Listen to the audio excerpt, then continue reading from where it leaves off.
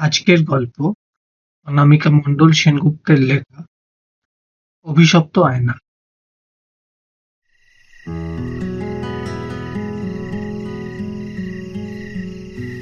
Grand হোটেলের dinner টেবিলে business ডিলটা final হয়ে গেল। অনেকদিন ধরেই ডিলটা নিয়ে চাপার টেনশনে ছিল দেবজিৎ। আজ মনটা বেশ ফুরফুরে হয়ে গেছে ওর। হোটেল থেকে বেরিয়ে বাড়ি যাওয়ার পথে কি মনে হলো ড্রাইভারকে বলল, তুমি গাড়ি নিয়ে অফিসের সামনে গিয়ে অপেক্ষা করো, আমি একটু হেঁটে আসি। ড্রাইভার দেবজিতের এইরকম অদ্ভুত সব শখের সঙ্গে পরিচিত, তাই সে অবাক হয় না। মালিকের কথা মতো রাস্তার একপাশে গাড়ি থামিয়ে দামি বিদেশি গাড়ির দরজা খুলে দিয়ে সেলাম করে দাঁড়ায় সে। দেবজিৎ গাড়ি থেকে নামার পরে ড্রাইভার গাড়ি নিয়ে চলে যায় ওর অফিসের দিকে। সন্ধে হয়ে গেছে অনেকক্ষণ। ঘড়ির দিকে তাকিয়ে ও দেখল 8:30 বাজে। সারা শহরে আলোয় ঝলমল করলেও পার্ক স্ট্রিটের এই দিকটা বেশ নিরিবিলি। ফুটপাত ধরে হাঁটতে হাঁটতে অক্সফোর্ডের বুক স্টোরের সামনে চলে এলো ও। দোকান বন্ধ হওয়ার সময় হয়ে এসেছে। দোকানের শোকেসে জয়পুরের রানী গায়ত্রী দেবীর ওপরে একটা বই দেখতে পেয়ে বেশ কৌতূহলী হয়ে পড়ল দেবজিৎ। দোকান থেকে বইটা কিনে নিয়ে রাস্তায় বেরিয়ে সে দেখল কুয়াশায় পুরো পার্ক স্ট্রিট ঢেকে গেছে। না, ড্রাইভার অনেকক্ষণ অপেক্ষা করছে। হালকা শীতের ওম মেখে তাড়াতাড়ি পা চালালো দেবজিৎ। ফুটপাতের পাশের দোকানগুলো বেশিরভাগই বন্ধ হয়ে গেছে। রাজপথের আলো ফুটপাতের অন্ধকারে পড়ে একটা আলো আঁধারির পরিবেশ সৃষ্টি করেছে। হঠাৎ কি যেন একটা পায়ে লেগে হোঁচট খেয়ে পড়তে গিয়ে নিজেকে সামলে নিল দেবজিৎ। আর তখনই ওর চোখ চলে গেল পাশের দোকানের দিকে। দোকানের কেনা বেচা হয়তো বন্ধ হয়ে গেছে, দোকানি মূল দরজাটা অর্ধেক খোলা রেখেছে। তারই ফাঁক দিয়ে দেখতে পেল একটা আয়না। আয়নার মাঝে একটি মেয়ের প্রতিবিম্ব। মেয়েটি যেন একদৃষ্টে দেবজিতের দিকে তাকিয়ে ওকে চোখের ইশারায় ডাকছে। হঠাৎ করে ব্যাপারটাতে দেবজিৎ একটু ঘাবড়ে গেল। চোখ কচলে সে আবার আয়নাটার দিকে তাকালো। না, কেউ আর কোথাও নেই। চোখটা সরিয়ে নিয়ে হাঁটতে শুরু করে দেবজিৎ, কিন্তু এগোতে পারল না। কে যেন পেছন থেকে টেনে ধরল ওকে। হোঁচট খেয়ে পড়তে গিয়ে কোনো রকমে সামলে নিল নিজেকে। আবার চোখটা চলে গেল ওই আয়নার দিকে। আবারও সেই মেয়েটাকে আয়নায় দেখল দেবজিৎ। মেয়েটি আবারও দেবজিৎকে চোখের ইশারায় ডাকছে। চোখ কচলে আবারও কিছু দেখতে পায় না ও। ব্যাপারটাতে বেশ বিরক্ত বোধ করল দেবজিৎ। কৌতূহল ধরে থাকতে না পেরে দোকানের দরজা ঠেলে ভেতরে ঢুকলো ও। কাউন্টারে এখন কেউ নেই। দোকান থেকে চলে যাবে কিনা ভাবছিল, তখনই আবার আয়নাটার দিকে চোখ গেল। আবার একই জিনিস দেখল সে।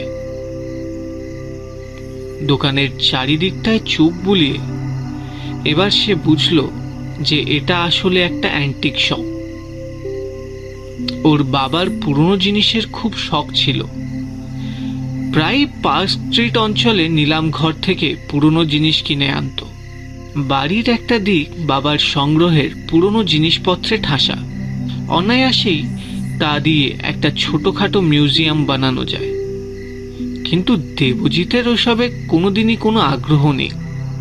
তার বাবার মৃত্যুর পরে বাড়ির ওই অংশটা ওর দাদা দেবপ্রিয় নিয়েছে, আর বাড়ির তুলনামূলক নতুন অংশটা দেবজিৎ নিয়েছে। বিষয় সম্পত্তির ভাগাভাগির সময় ওদের উকিল ওই পুরনো জিনিসপত্রের অর্ধেক দেবজিৎকে নেওয়ার কথা বলেছিল, কিন্তু দেবজিৎই আগ্রহ দেখায়নি।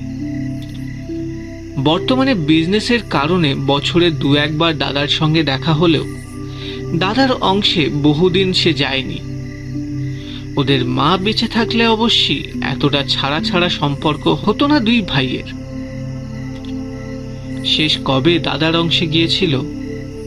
হ্যাঁ, মনে পড়েছে। বৌদির বেবি শাওয়ারের সময় দেবজিৎ ব্যবসার কাজে দেশের বাইরে ছিল। ফিরে এসে শুনেছিল ভাইজি হয়েছে ওর। জিনিয়ার বকুনিতেই এক সন্ধেতে ভাইজি আর বৌদির জন্য উপহার নিয়ে ওই বাড়ি গিয়েছিল সে। জিনিয়ার কথা মনে পড়তেই মনে হলো এবার দাদার সঙ্গে কথা বলতে হবে। প্রায় 2 বছর ধরে জিনিয়ার সঙ্গে লিভ ইন সম্পর্কে থাকার পরে বিয়ে করবে বলে মনস্থির করেছে ওরা। আর জিনিয়া আবার এইসব ব্যাপারে বেশ প্রাচীনপন্থী। বারবার করে দেবজিৎকে বলেছে ও যেন ওর দাদাকে ওদের বিয়ের প্রস্তাব নিয়ে জিনিয়াদের বাড়ি যাওয়ার জন্য রাজি করায়। দেবজিতেরও অবশ্য ট্র্যাডিশনাল রীতিতে বিয়ে করতে কোনো অসুবিধা নেই। দাদাকে কি ফোনে বলবে বিয়ের ব্যাপারটা?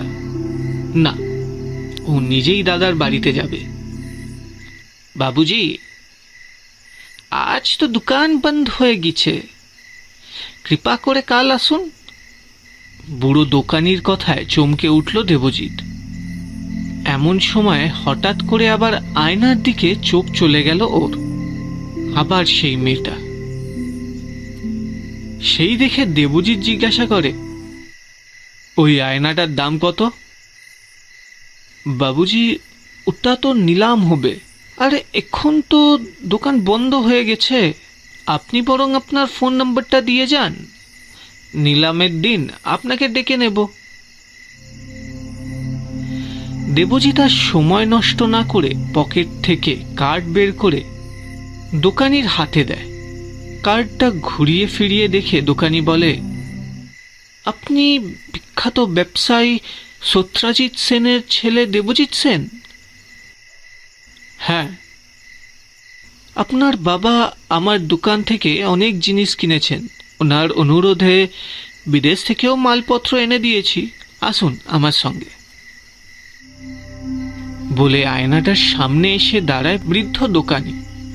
তারপর হাত তুলে দেখায়, ওই দেখুন আয়নার মাথার উপরে এই যে পাথরটা, ওটা কিন্তু হীরা। আর এই যে ফ্রেমের সোনালি বর্ডারটা, এটা কিন্তু খাঁটি সোনা। আর কাঁচটাও বেলজিয়াম কাঁচ।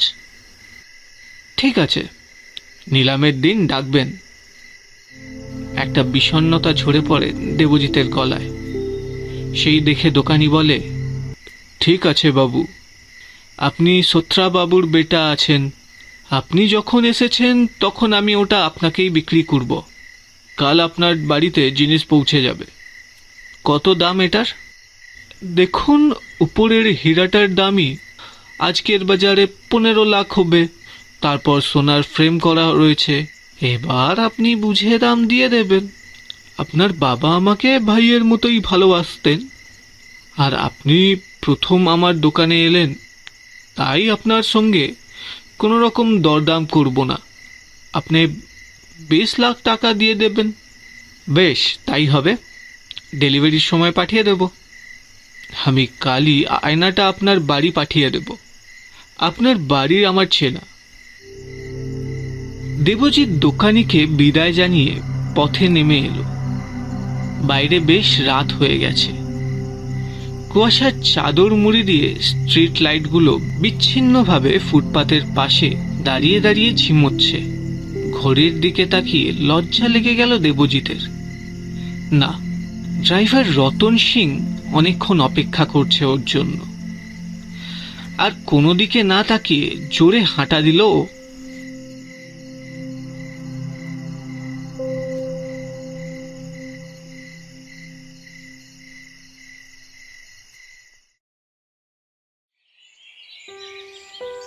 পরদিন সকালে চায়ের টেবিলে দেবজিতের আয়নাটার কথা মনে পড়ল। কাল বেশ রাত করে জিনিয়া বাড়ি ফিরেছিল, তাই ওকে ওই আয়নাটার ব্যাপারে আর কিছু বলা হয়নি। কিন্তু আজ কি বলবে? না, ওটা সারপ্রাইজ থাকবে। বিয়ের পরে ওদের নতুন সংসারের কথা ভেবে ওদের বাড়িটাকে নতুন করে সাজাচ্ছে দেবজিৎ। আজ থেকেই ইন্টেরিয়ারের কাজ শুরু হয়ে যাবে। জিনিয়াও অফিস থেকে আজ ওর বাবা মায়ের কাছে চলে যাবে। আবার বউ হয়ে এ বাড়িতে ফিরে আসবে সে। এতদিন জিনিয়াকে ছেড়ে থাকতে দেবজিতের বেশ মন খারাপ লাগবে, এটা জিনিয়াকে বলেও ছিল সে। কিন্তু জিনিয়া চোখের রহস্যময় হাসি হেসে বলেছিল, এটাই ভালো হবে, বিরহে প্রেম বাড়ে, বুঝলে? তাছাড়া এটাই ভালো, তুমি বেশ বর্ষে যে আমাদের বাড়ি যাবে বিয়ে করতে। এই ব্যাপারে আমি যে প্রাচীনপন্থী তা তো তুমি জানোই। দেবজিৎ মেনে নিয়েছিল জিনিয়ার কথা। তবে জিনিয়াকে ছেড়ে থাকতে হবে ভেবে আজ সকাল থেকেই মনটা বেশ ভারাক্রান্ত ওর। ধুর, ওর কথায় রাজি না হলেই ভালো হতো। এতদিন একা একা থাকা যায় নাকি? যদিও কাজের লোকেরা আছে, কিন্তু তারা তো কাজের পরে সার্ভেন্ট কোয়ার্টারে ফিরে যায়। একা একা এত বড় বাড়িতে। তোমার আর চা লাগবে? জিনিয়ার ডাকে চিন্তাসূত্র ছিন্ন হলো দেবজিতের। বিরস মুখে দেবজিৎ ঘাড় নাড়িয়ে না করে দেয়। জিনিয়া বুঝতে পারে দেবজিতের মনের ভাব। সান্ত্বনা দেওয়ার সুরে বলে, এত মন খারাপ করছো কেন? দেখতে দেখতে দিন কেটে যাবে। আর শোনো না, এর মধ্যেই ঠাম্মুর কাছে মাল বাজারে যাব, তখন তোমাকেও নিয়ে যাব। তবে সেখানেও কিন্তু তোমাকে একাই থাকতে হবে, ঠাম্মু আগেকার দিনের মানুষ। জিনিয়ার কথা শেষ হওয়ার আগেই দেবজিৎ বলল, ঠিক আছে। মণিবন্ধের মহার্ঘ হাতঘড়িটার দিকে তাকিয়ে একবার চোখ বুলিয়েই তাড়াতাড়ি গার্ডেন চেয়ারটা ছেড়ে উঠে পড়ল জিনিয়া। তারপর বলল, তুমি আজ কখন বের হবে? একটু পরে, একটা জিনিস আসার কথা আছে। জিনিয়া আর কৌতূহল না দেখিয়েই বলে, আমাকে এখনই অফিসে বের হতে হবে, আসি, সাবধানে থেকো। দেবজিতের চুলগুলো ঘেঁটে দিয়ে চলে যায় জিনিয়া। একটু বেলার দিকেই আয়নাটা নিলাম ঘর থেকে ডেলিভারি দিয়ে যায়। এরপর দেবজিৎ দিনের আলোয় আয়নাটাকে ভালো করে দেখে।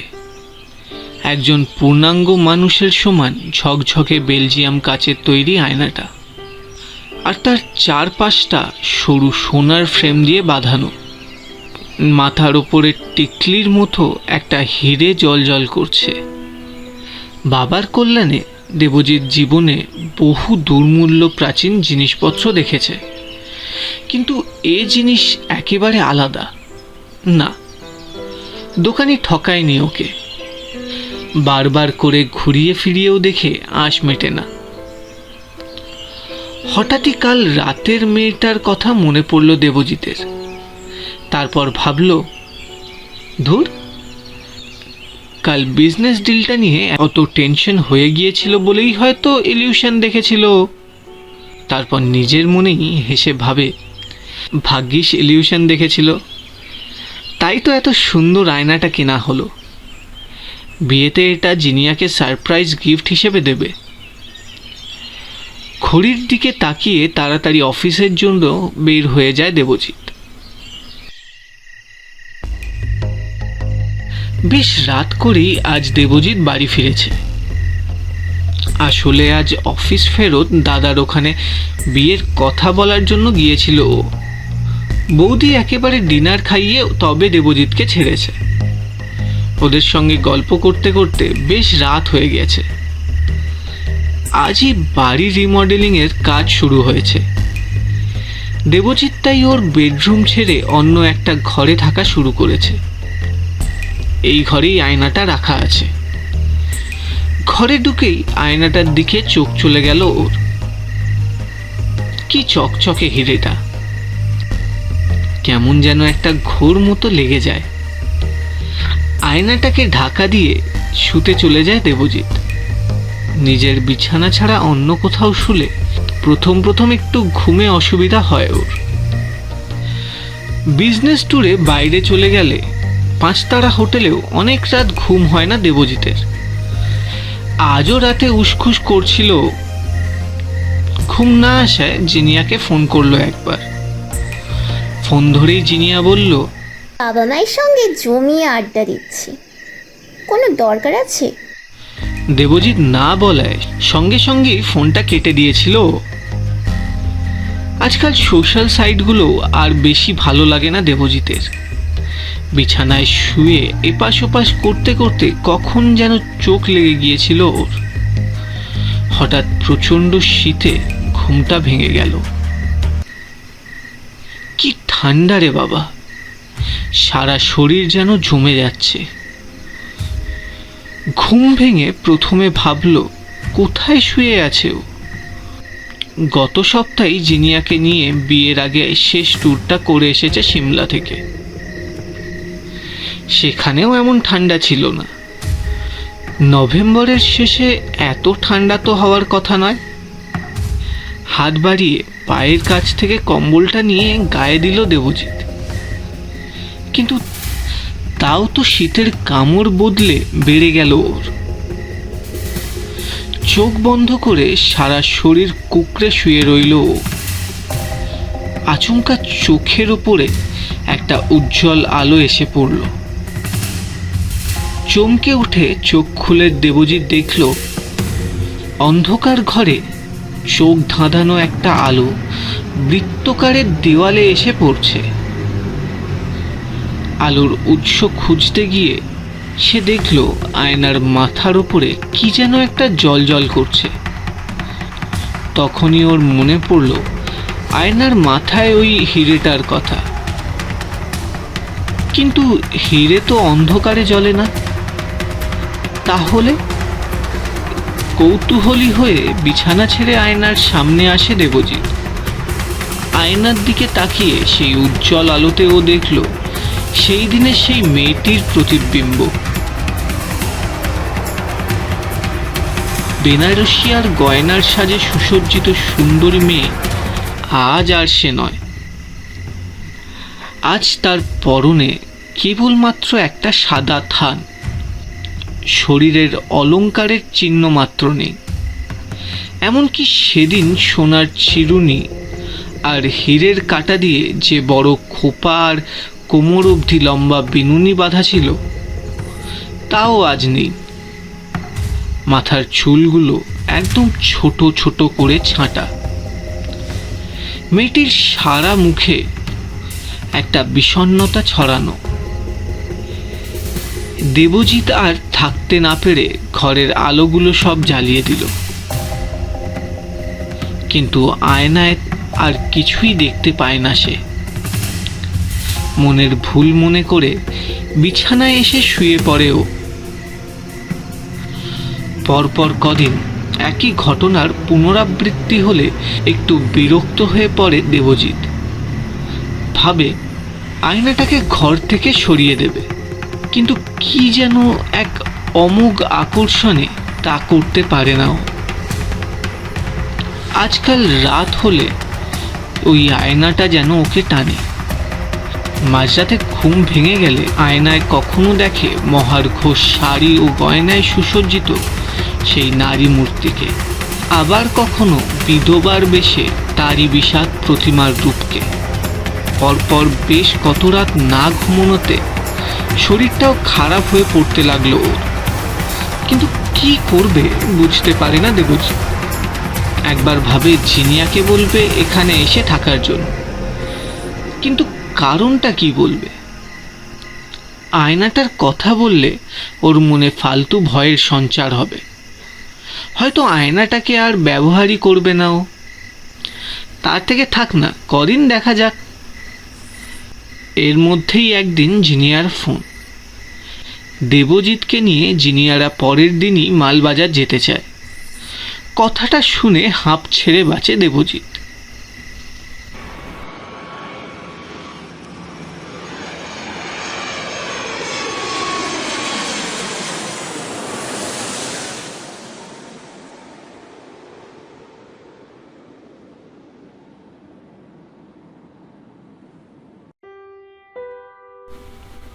পরের দিন বাগডোগরা এয়ারপোর্ট থেকে মালবাজারে যেতে রাত হয়ে গেল দেবজিৎদের। বিশাল বড় জায়গা জুড়ে জিনিয়াদের আদি বাড়িটা। এখানে ওদের কয়েক পুরুষের বাস। আজও ডুয়ার্সের অনেকগুলো চা বাগানের মালিক ওরা। জিনিয়ার বাবা ব্যবসার কারণে কলকাতায় থাকলেও ডুয়ার্সের সঙ্গে ওনার নারীর টান। সুযোগ পেলেই এখানে চলে আসেন। হাতের তালুর মতো চেনেন ডুয়ার্সকে।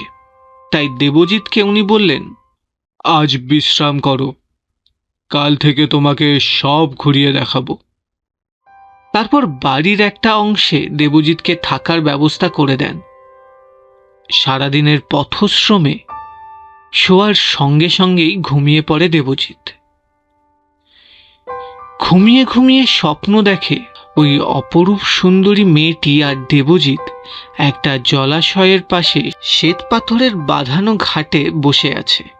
মেয়েটি দেবজিতের কাঁধে মাথা রেখেছে, তার কোমর ছাপানো এলো চুলে ফুলের মালা বাঁধা। সেই ফুলের গন্ধ আর মেয়েটির চুলের গন্ধ মাতাল করে দিচ্ছে দেবজিৎকে।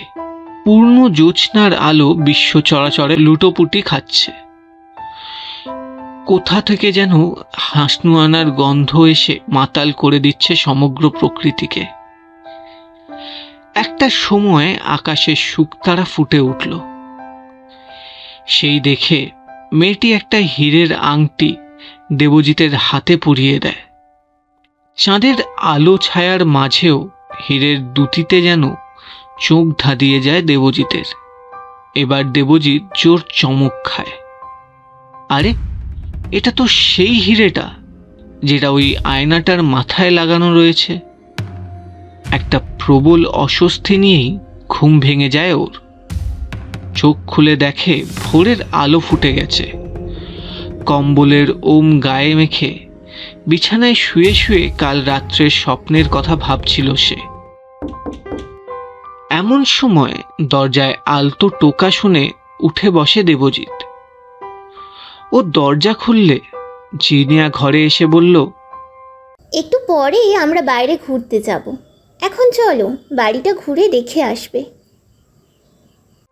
একটু পরে ফ্রেশ হয়ে দেবজিৎ, জিনিয়া আর ওর বাবা মা ঠাম্মির সঙ্গে ওদের বাড়িটা ঘুরে দেখতে বের হলো। বিশাল বড় বাড়িতে ঘুরতে ঘুরতে ওরা চলে এলো একটা দিঘির কাছে। জিনিয়া হাত ধরে দেবজিৎকে নিয়ে গেল একটা ঘাটের কাছে। তারপর বলল, জানো, এই ঘাটের একটা গল্প আছে, চলো ওইখানে বসে গল্পটা শুনি। কথাগুলো বলে ওরা সবাই শ্বেত পাথর বাঁধানো ঘাটে গিয়ে বসল। দেবজিৎ একবার দিঘিটাকে আর একবার ঘাটটাকে দেখছিল আর গত রাতের স্বপ্নের সঙ্গে মেলাচ্ছিল। এটা কি করে হয়? ও তো কোনোদিন আসেইনি এখানে। তাহলে স্বপ্নে হুবহু এই ঘাট, এই দিঘি দেখলো কি করে? কথাগুলো নিজের মনেই ভাবতে থাকে দেবজিৎ। হঠাৎ জিনিয়ার স্পর্শে চমকে ওঠেও। জিনিয়া বলে, শোনো ঠাম্মুর গল্প। দেবজিৎ মনে একটা অস্বস্তি নিয়েই গল্প শোনা শুরু করলো। 19 শতকের শেষের দিকের ঘটনা। আমার স্বামীর পূর্বপুরুষেরা এখানকার জমিদার ছিলেন। তখনও দেশ স্বাধীন হয়নি। ইনারা ছিলেন অত্যন্ত ধনী ও প্রভাবশালী পরিবার। স্থানীয় মানুষজনদের কাছে আজও এই বাড়িটা রাজবাড়ি নামে পরিচিত। যখন এই ঘটনা ঘটেছিল তখন সমাজে মেয়েরা নানা রকম বিধিনিষেধের জালে আবদ্ধ থাকত। তাদের স্বাধীনতার কথা কেউ ভাবতেও পারত না। নানাভাবে অত্যাচারিত হতো তারা। কথাগুলো বলে একটু থামেন, তারপর আবার বলা শুরু করেন।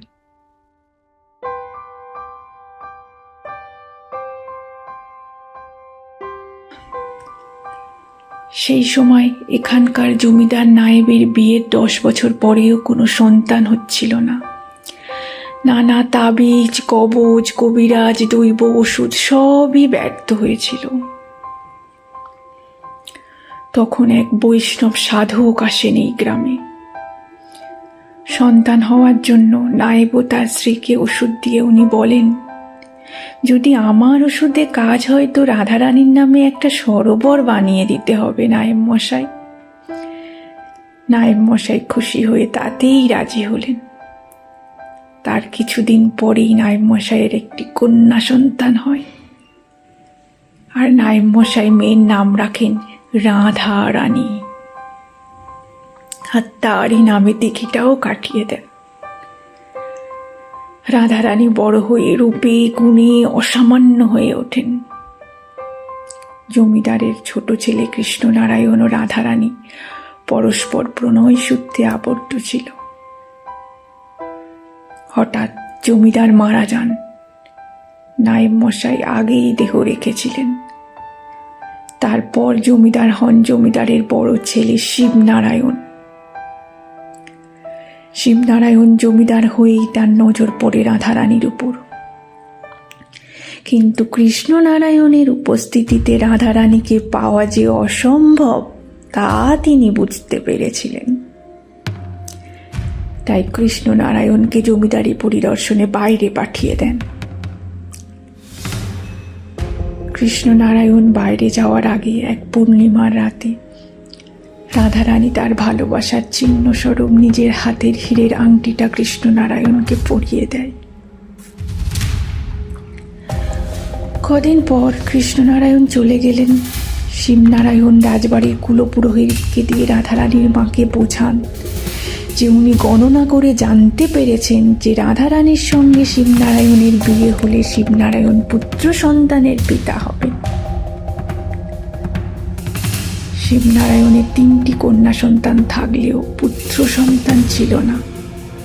তাই কুলপুরোহিতের কথা মেনে নিতে হলো রাধারানীর মাকে। কিছুদিনের মধ্যেই রাধারানীর অনিচ্ছার সত্ত্বেও শিবনারায়ণের সঙ্গে বিয়ে হয়ে যায় রাধারানীর। এক সময় শিবনারায়ণের বড় মেয়ে আর রাধারানী ছিল সমবয়সী প্রিয় দুই সখী। আজ সেই হয় তার বিমাতা। তার কিছুদিন পরে কৃষ্ণনারায়ণ এসে দেখে তার প্রিয়সী এখন তার দাদার স্ত্রী। জমিদারি পরিদর্শন করে বাড়ি ফেরার সময় সে রাধারানীর জন্য সোনার ফ্রেমে বাঁধানো বেলজিয়ামের কাঁচের একটা আয়না এনেছিল।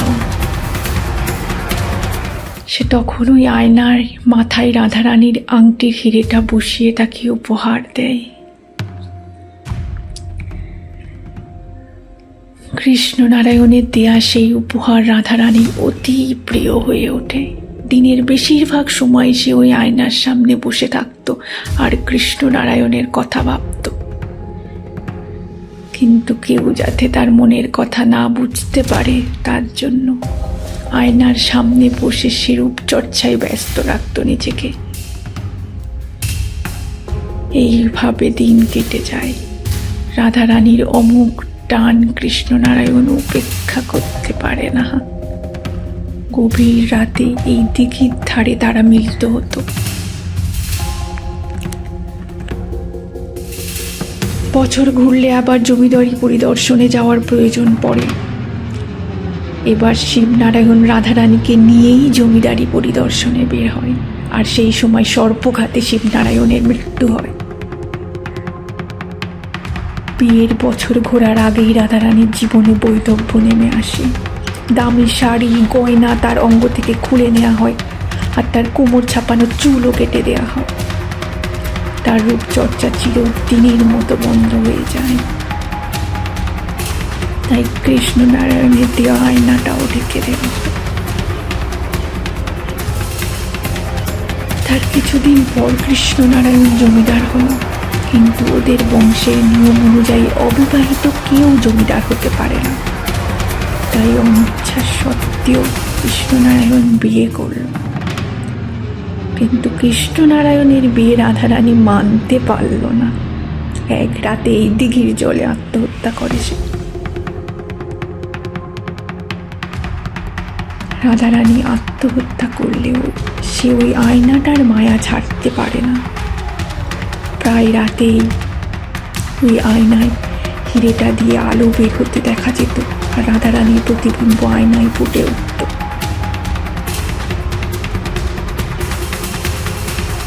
এই সময় আবার সেই বৈষ্ণব সাধক এখানে আসেন। তিনি সব শুনে গণনা করে বলেন, একমাত্র রাধারানী যদি ওই আয়না না ভাঙে তবে কেউ আর এই আয়না ভাঙতে পারবে না। কিন্তু সেটা তো সম্ভব ছিল না। তাই ওই আয়নাটা মাটির নিচে একটা ঘরে তালাবন্ধ অবস্থায় রাখা হলো।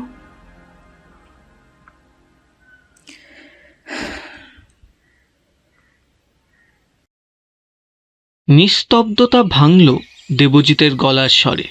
সে বলল, রাধারানীর কোনো ছবি আছে? ঠাম্মু বললেন, হ্যাঁ, একটা আছে, দেখবে চলো। ওনার কথায় সবাই বাড়ির দিকে হাঁটা দেয়। ঠাম্মু দোতলার কোণের একটা ঘরে ওদের নিয়ে গেলেন। তারপর ঘরের তালা খুলে দেওয়ালে ঝোলানো একটা ছবিটাকে দেখিয়ে বলেন, ওই দেখো, কৃষ্ণনারায়ণের নিজের হাতে আঁকা ছবি। খুব ভালো আঁকতে পারত কৃষ্ণনারায়ণ। ছবিটাকে দেখে চমকে গেল দেবজিৎ। আরে, এই মহিলার প্রতিবিম্বই তো ও আয়নায় দেখেছে। গত রাতে একেই তো স্বপ্নে দেখেছে সে। দেবজিৎ এবার বলল, সেই আয়নাটা কোথায়? জিনিয়ার ঠাম্মু একটা দীর্ঘশ্বাস ফেলে বললেন, সে আর এক কাহিনী। যে ঘরে আয়নাটা রাখা ছিল সেটা জিনিয়ার কাকার অংশে পড়েছিল। বাড়ির রিমডেলিং করতে গিয়ে ওই আয়নাটা পায়, তারপর সেটা নিলাম করে বেচে দেয়। এইবার দেবজিৎ আয়নার কাহিনীটা বুঝতে পারল। একবার ভাবলো জিনিয়াকে সব বলে, কিন্তু পরে ভাবলো থাক, ওকে আর ভয় পাইয়ে লাভ কি। তার থেকে বরং বাড়ি গিয়ে আয়নাটাকে আবার নিলাম ঘরে ফেরত দিয়ে আসবে। তার পরের দিনগুলো বেরিয়ে ঘুরে হাসি মজায় কেটে গেল। বাড়ি ফিরে দেবজিৎ দেখল ইন্টেরিয়ারের কাজ প্রায় শেষের পথে, কিন্তু নতুন ফার্নিচার আনা হবে। দেবজিৎ মনস্থির করে কালই আয়নাটাকে নিলাম ঘরে রেখে আসবে। নিলামের দোকানে ফোন করতে আজ এক অল্প বয়সী ছেলে ফোন ধরে বলল, আমার বাবা অনেকদিন দোকানে বসে না, তাই জানেন না ওই যে আয়নাটা আপনি কিনেছেন ওটা আসলে অভিশপ্ত আয়না। ওটা যারা নিয়ে গেছে তাদেরই মৃত্যু হয়েছে, তাই ওই আয়নাটা আমি বিক্রি করি না। আপনি কালই ওই আয়নাটা দিয়ে যাবেন, টাকা আমি ফেরত দিয়ে দেব।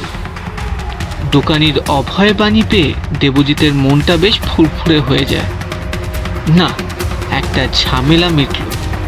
রাতে ঘরে ফিরে দেবজিৎ দেখে হিরেটা দিয়ে আলো হচ্ছে। আজও কিসের একটা অমোঘ আকর্ষণে দেবজিৎ আয়নাটার সামনে চলে আসে। সেখানে আবার সে রাধারানীর বৈধব্য রূপ দেখতে পায়। দেবজিৎকে দেখে সে করুণ মুখে বলে, আমাকে তাড়িয়ে দিচ্ছ? কিন্তু আমি তো যাব না। এসো আয়নায়, আমরা এখানে একসঙ্গে থাকবো। বলে আয়না থেকে দুটো হাতের কঙ্কাল বের হয়ে আসে। হাত দুটো দেবজিৎকে টেনে নিয়ে যাচ্ছে আয়নায়, আর দেবজিৎও প্রাণপণে নিজেকে ছাড়াতে চাইছে। কিন্তু এই রাতে ওকে সাহায্য করার জন্য কেউই ছিল না। দেবজিৎ চিৎকার করে সাহায্যের জন্য, কিন্তু ওর গলা দিয়ে আওয়াজ বের হয় না। কেউ যেন ওর গলা টিপে ধরছে। প্রাণ ভয়ে আতঙ্কে নীল হয়ে যায় দেবজিতের মুখ। সারা শরীর ঘেমে ওঠে, থরথর করে কাঁপতে থাকে ও। হঠাৎ করে ঝনঝন করে আয়নাটা ভেঙে পড়ে। দেবজিৎ পেছনে ঘুরে দেখে জিনিয়া, ওর হাতে একটা লাঠি। সেটার আঘাতেই আয়নাটা ভেঙেছে। দেবজিৎ অবাক হয়ে বলে, তুমি কি করে এখানে? এই বাড়ির জন্য কিছু পুরনো দিনের ফার্নিচার কেনার জন্য তুমি যে নিলাম ঘর থেকে আয়নাটা কিনেছো ওখানে গিয়েছিলাম। তখনই তুমি দোকানে আয়নাটা ফেরত দেবে বলে ফোন করেছিলে। নিলাম ঘরের ছেলেটার কাছ থেকেই শুনলাম ওই আয়নাটার কথা। ওটা বিক্রি হয়ে যার ঘরে চাই সেই মারা যায়। এভাবে অনেকগুলো হাত ঘুরেছে আয়নাটা। সেদিন ঠাম্মুর কাছেও আয়নার কথা শুনেছিলাম। আজ নিলাম ঘরেও একই কথা শুনে খুব অস্বস্তি হচ্ছিল। শেষে আর থাকতে না পেরে বাড়ি ফিরেই বাবাকে নিয়ে এখানে চলে এসেছিলাম। এসে শুনলাম তুমি নাকি খুব টায়ার্ড, তাই বাড়ি ফিরেই শুয়ে পড়েছ। তোমার মেয়েকে আয়নাটার কথা জিজ্ঞেস করাতে সে বলল তোমার বেডরুমেই আয়নাটা আছে। কথাটা শুনে আমার ঠিক ভালো লাগলো না। আমি ওদিকের ঘর ছেড়ে এদিকের ঘরে শুতে চলে এলাম। রাতের বেলা তোমার গোঙানির শব্দে আমার ঘুম ভেঙে গেল। তোমার ঘরে দরজা ধাক্কা দিতেই দরজা খুলে গেল। তারপর দেখলাম এই অবস্থা। এখন মনে হচ্ছে ভাগ্যিস এসেছিলাম, না হলে তো তোমাকে হারাতে হতো। কথাগুলো বলে দেবজিতের কাঁধে মাথা রাখে জিনিয়া। কখন যেন জিনিয়ার বাবাও ওদের ঘরে এসে দাঁড়িয়েছেন। সেটা ওরা দেখেনি। হঠাৎ উনি বললেন, দেবজিৎ, তুমি ঠিক আছো তো? হ্যাঁ, ঠিক আছি। কিন্তু এই আয়নাটাকে তো রাধারানী ছাড়া আর কারোর ভাঙতে পারার কথা নয়। জিনিয়া কি করে পারল? সেই শুনে জিনিয়ার বাবা বললেন, বিজ্ঞান সবকিছু ব্যাখ্যা দিতে পারে না। হয়তো রাধারানী এই জন্মে জিনিয়া। একটু ধাতস্থ হয়ে তিনি বললেন, রাধারানী যে এই পরিবারে আবার জন্মাবে সেটা আমাদের কুলগুরু বলেছিলেন। একটা স্বস্তির নিঃশ্বাস ফেলে বললেন, হ্যাঁ, যাই হোক, ফাড়াটা কেটে গেছে। জিনিয়া অবশ্য এইসব কিছুই লক্ষ্য করেনি। সে আপন মনে আয়নার ভাঙা কাজগুলো দেখতে দেখতে রাধারানীর কথা ভাবছিল। হঠাৎ পিঠে পরিচিত স্পর্শ পেয়ে চমকে ওঠে জিনিয়া। দেবজিৎ ওর কাঁধে হাত দিয়ে বলে, অনেক রাত হলো, ঘুমোতে যাবে না? জিনিয়া আর কোনো কথা না বলে দেবজিতের কাঁধে মাথা রাখে। জানলা দিয়ে ওদের দেখে পূর্ণিমার পূর্ণচন্দ্র হেসে ওঠে, যেমন ভাবে রাধারানী আর কৃষ্ণনারায়ণকে একসঙ্গে দেখে হাসত। এই গল্পটা যদি ভালো লেগে থাকে তাহলে লাইক করো, বন্ধুদের মধ্যে শেয়ার করো এবং আমাদের চ্যানেলটাকে সাবস্ক্রাইব করো। দেখা হবে পরের গল্পে।